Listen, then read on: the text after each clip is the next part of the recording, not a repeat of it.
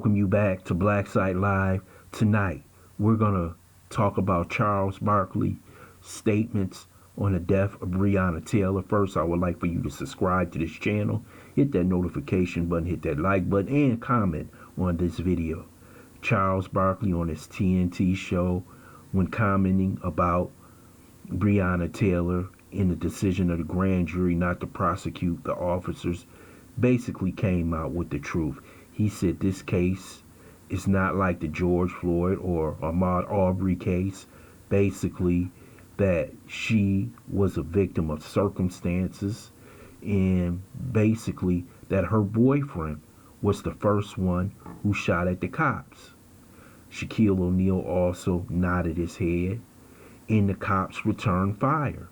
You know, if you shoot at a police officer, they will return. The only thing I disagree with Charles Barkley, he said the no-knock warrant, but they did knock. The neighbor said that the police officers knocked. But he was trying to put the whole thing into a basic bowl and say, hey, this girl was dealing in a situation where she shouldn't have been in. She was dating a drug dealer. She was holding his money. She also had a car that she rented, a red car, in which a young man ended up shot and killed in that car.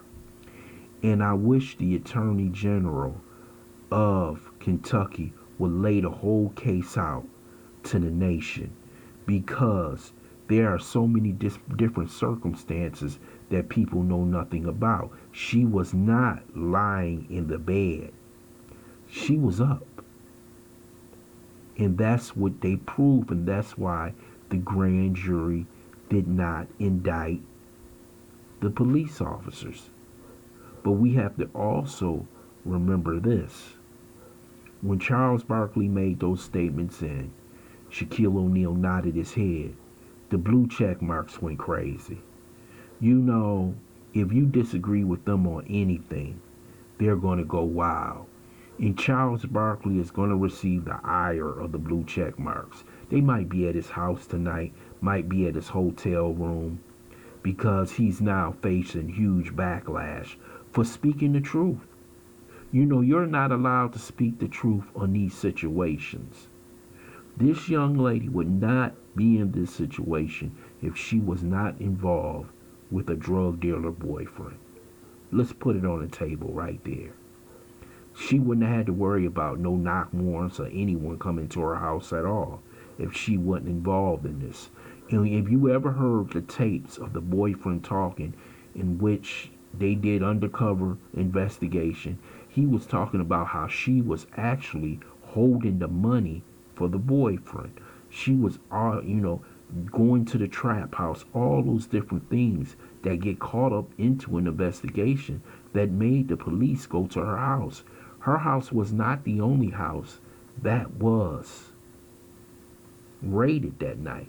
They raided other houses and arrested other individuals along in this so-called drug ring. She was not the so-called innocent victim. Nobody wanted to see this young lady die. Of course, no one would wish that she died. But this is her own victim of her own circumstances in this situation. We wish everything would have turned out perfect.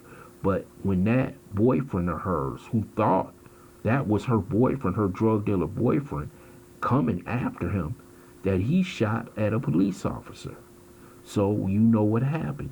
They returned the fire.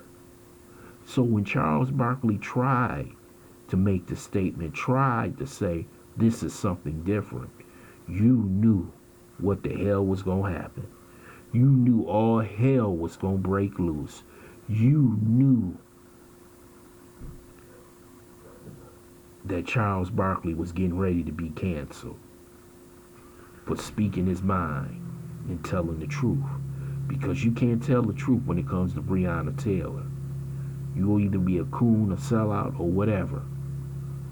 And Charles can deal with the ire from the left-wing loons and the mild thugs in America. I want to thank you for listening to BLACKSITE. I hope you subscribe to this channel, smash that like button, and share this video.